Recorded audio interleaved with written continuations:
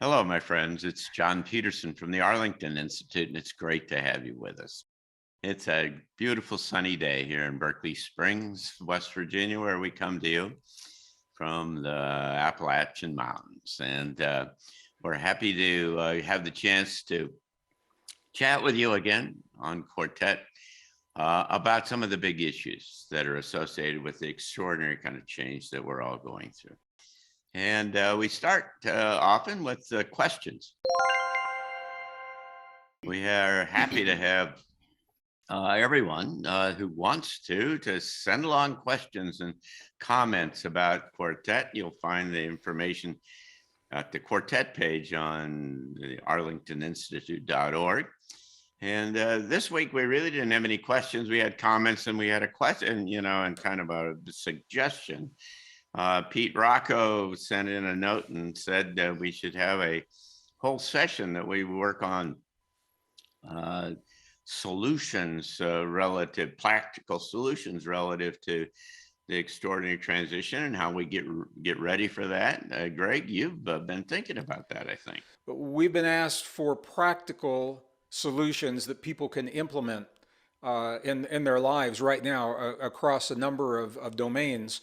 And I wanted Pete to know that I've just completed a video that is on the YouTube, the only official Gregg Braden YouTube channel, about specific solutions for energy in the home, for 3 different solutions, different price points, about water storage, about food storage. It's right there on the Gregg Braden YouTube channel.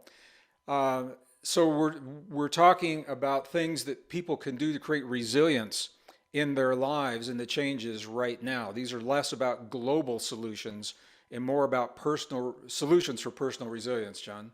It's always good to talk about solutions, but I like the approach to go with that says, here's the questions you have to answer. If I think we need to cultivate a culture of people that are self-sufficient and that have ideas. However, there are people out there, and I recognize this, that have zero experience on the land or with being self-sufficient, and they do need some help and some starters. But I would really encourage people to start asking yourself the hard questions. Solutions depend on the questions and necessities that people have. So looking for the solution requires, first of all, a person ask themselves, what is their necessity to match the solution with it? So for one, I'll be looking at Gregg Braden's site for solutions as well. But I think, first of all, we have to look at, what is our necessities before we can find any solutions for that. That kind of brings us to the topic of today. They're saying that if it's a different world, what kind of people? What are the essence? What is the essence of the people that are in this new world? What's this new human about? What's the essential character of this new human? What are the component parts?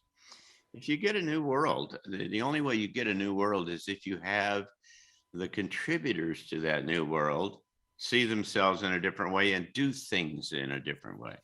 That's where the new comes from, right? The people see themselves differently. It's the Willis Harman notion of a global mind change or a mind shift that then dribbles down. This is a trickle down kind of a process that trickles down into all of the other aspects of life, whether it's economics or government or any other kind of things. And so these new ideas, these new thoughts, these new understandings, these new principles all then imbue the new world that emerges because people do things differently. They structure institutions differently. They value different things than they have before. So I've often talked about the fact that the most kind of effective vehicle, if you will, for as an individual for moving through this time of a great uncertainty and unpredictability is to have this kind of insulation, this cocoon, this kind of operating space is the terminology that I use. This operating space that allows you to see the world and see things in a different way and not be influenced by all of these outside forces that are trying so very hard not only get your attention, but demand your time and control your behavior. Caitlin Johnston, the great kind of pundit from Australia, has recently wrote, and this is an excerpt from one of her columns: the difference between the mainstream media narrative about the world and the actual reality is greater than the difference between the mainstream media narrative about the world and literally any other work of fiction.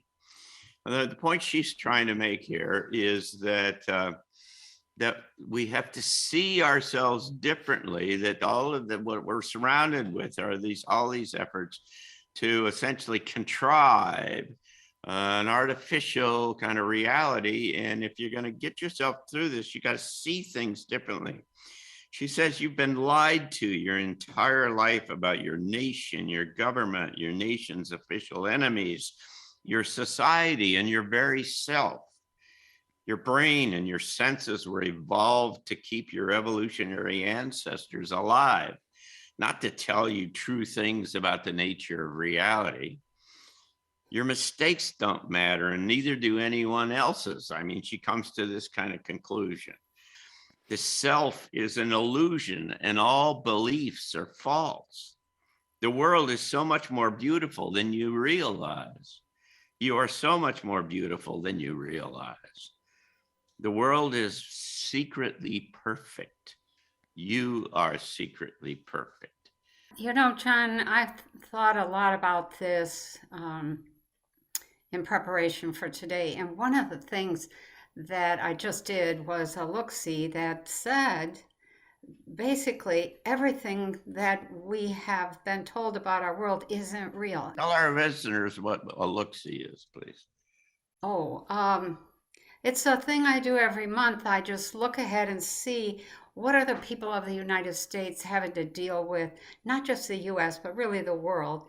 What do we have to deal with in terms of what's coming at us, in terms of how to think about that perhaps, or different points of view, and how to prepare. So in doing that, what struck me was the unreality of everything.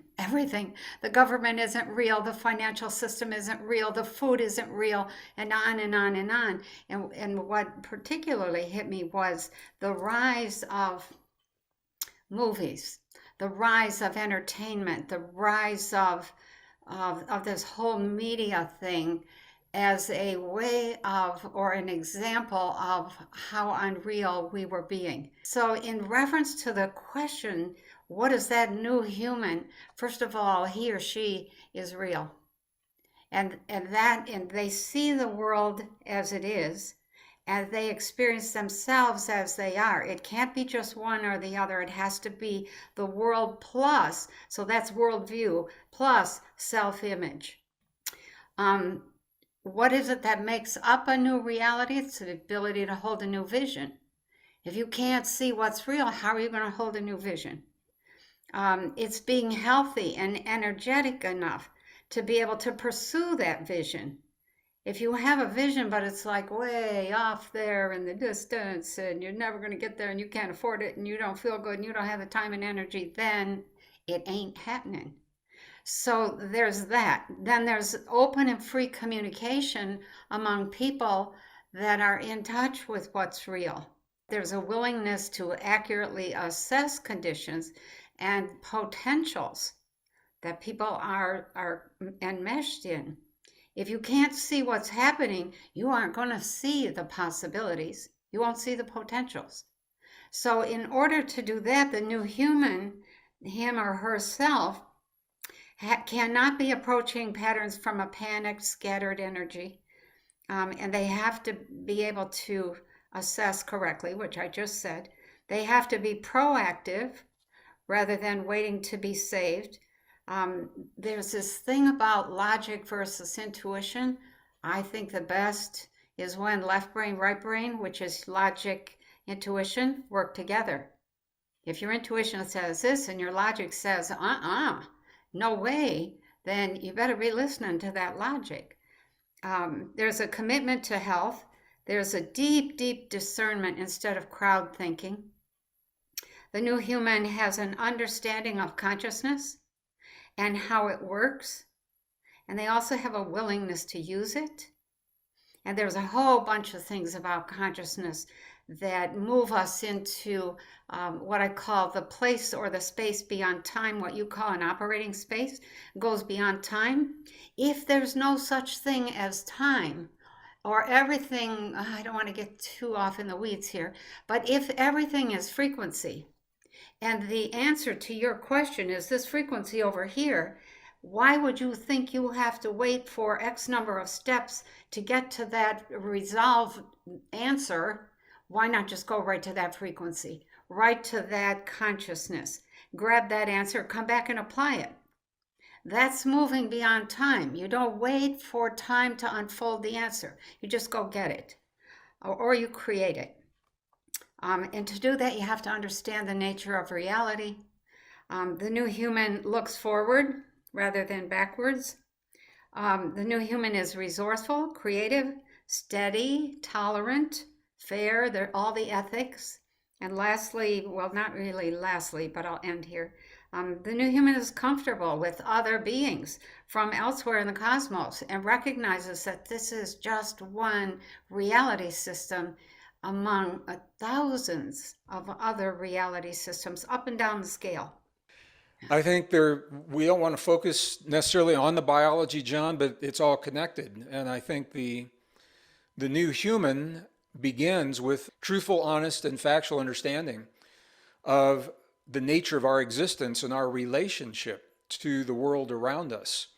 And you mentioned in the opening, when you were reading the opening statement from the journalist, that we've been lied to about nations, government, and all of those things. Well, we've been lied to about the nature of our universe and the nature of our existence in the universe. And this is important because we base our self-perception and our self-view upon the way that we feel about our relationship to the world around us. So the new science, peer-reviewed science, is telling us amazing things that are not being shared so much in the mainstream, beginning with the universe itself. The mainstream physicists now are publishing that the universe appears to be conscious and intelligent and aware. And then when it comes to us, the science is telling us the same thing, that we are the product of some kind of intelligence, the odds of our DNA being arranged the way it is right now. Scientists tell us that when the odds of something happening are 10 to the 400th, that means that something is impossible. What the geneticists are now telling us is the odds of our DNA in the human genome being what they are 10 to the 600th, which means it's more than impossible that this is a fluke, that it is simply a random process. And Professor John Wheeler, Einstein's colleague at Princeton University, used these words. He said, we live in a participatory universe. And I love this. It's not about manipulation and control. However, it means that we have input and that we are part of everything that's happening. But those kinds of principles are what change the fundamental thinking that says, hey, maybe I'm more than I've been led to believe. Maybe I'm not what they told me, and I'm so much more. I would say that the new human is a cosmological being. And what I mean by that is we have to go back to the essential. We have to get back to ourselves. So imagine those Russian dolls. We all know what they are. I think they're called Mastroiska dolls. And you take off one of the top and there's another doll inside. You take off another top, there's another doll inside. And eventually you get down to the smallest doll. And that doll is the new human. But it's not the smallest, it's the largest. But you see, it's being covered by all these other layers of conditioning. So I think the problem is we have to get out of our own way. We are blocking ourselves. So, I mean, in previous Quartet, I've talked about the 2D, 3D, and 4D perspectives. Just to kind of reiterate, the 2D is when everyone believes what they're told and they believe the narrative, and that's it. The 3D is when people start to kind of wake up and say, But this is not how it is. We're being lied to. There's cabals, there's global movements, there's a secret brotherhoods behind the scenes. We've been manipulated. But you see, even if you think that way, you're still in the material reality.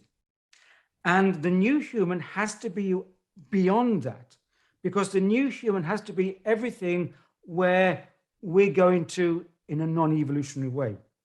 Right now, the non-evolutionary way is towards a kind of entrapment within materiality. That's transhumanism. And it's what I also refer to as the material fallacy. People are saying, but we have digital realms. We'll have the metaverse. This is beyond materiality. But no, that's the fallacy, because it's kind of like it's a deepening into materiality because you can't see it. It's a deeper entrapment. So the new human is cosmological because they know that they are in correspondence with the whole cosmic intelligence. They know that this material realm is a materiality, but that they exist beyond that. At the base, what it is this expanded awareness about who you are and how the world and the environment, the universe kind of works. And the only way to get into that expanded awareness is to leave where you were, right? You have to have this, as I said earlier, this permeability to allow these new kind of ideas and other things. First of all, instead of putting more things on, we have to take them off. Yes. Take off your beliefs, take off your things you've acquired, take off everything that you've invested in, that you cling into. If you go the other direction and you take that intelligence of the universe and the fact that the universe itself is interested in evolving and changing and looks at us to say, what can you do with this? Then the technology changes and the transhumanism doesn't become transhumanism. It becomes this extraordinary technology that we can use to support, perfect health or better food or, do I dare say, a different kind of election system? Because of the world events right now, the trust is being dismantled in official resources, everything from academia to politics to government to medicine, even science, because it's all been hijacked to support, and the data has been cherry-picked to support political narratives. I mean, Rudolf Steiner talks about this. He said that the positive technology of the future, what he calls moral technology, in that it will be based on the resonance of humanity. I think this new human has a new vision. It has a new vision of what a world could be and who they could be and so on. I think that the new human is got as Gregg had suggested, a new story. There is they've essentially wrapped themselves around a new understanding about who they are and what their values are. We are logarithmically approaching this convergence where we're either going to destroy ourselves in the world or we're going to figure this out. If I look maybe even 40, 50 years down the road, I think what Earth would look like is, to the people looking at the humans on the Earth, we will appear as simple agrarian forms of life living close to the land, because we have become so sophisticated with our inner technology and our relationship to the forces of nature and our relationship to the forces of the cosmos, that they become a part of our lives, yet we recognize the deep relationship we have with the earth. So we still have technology, but I think the technology plays a very different role, and there will probably be a parallel or a splinter society that has chosen to go all in on technology that will look very dystopian. I have a very clear vision of where we're going as a planet. I don't think of where we're going as a US or a France or a Russia or Ukraine or any of that stuff. It's like, where are we going as a planet? And that has been my worldview for a very long time. We're all in this together. There's a lot of moving parts. Some are a little ahead, some are a little behind. The new human realizes that they're not just the body. There are also component aspects. There are soul consciousness inhabiting a physical body, Right. which puts them completely opposite to the transhumanist path of humanity. That's right. And there may be a quadrant going in that direction, as Gregg said, a different parallel society. The new human lives in less fear of the external world influencing their internal experiences. Their sense of well-being is no longer 100% linked to what happens in the world around them. And thank you, who are our viewers, for coming and being a part of this, because we wouldn't do it without you. You're an important part of the equation to this whole thing. We come from the Arlington Institute here, as I said, in Berkeley Springs, West Virginia, and we've got a number of programs that we do. You can find out all about it on arlingtoninstitute.org. And we do transition talks where Gregg and Penny come, I was going to say episodically, but it turns out to be fairly regularly, once a year or so, to talk to us, and we live stream those. We're trying to get Kingsley coming as soon as the president changes his mind. We also do a variety of other kind of things. We got a newsletter called Future Edition, and that helps look at the emerging future and lots of things that are happening, and all of these things are free, and we hope that you'll come and check it out at arlingtoninstitute.org. So thank you, friends, both locally here on the panel, and also from all of you who watch this from all over the world, and we appreciate it. And we hope that you'll check in at Arlington Institute and go to the Quartet page and add your comments and questions. And we look forward to that. So thanks so much. Take care.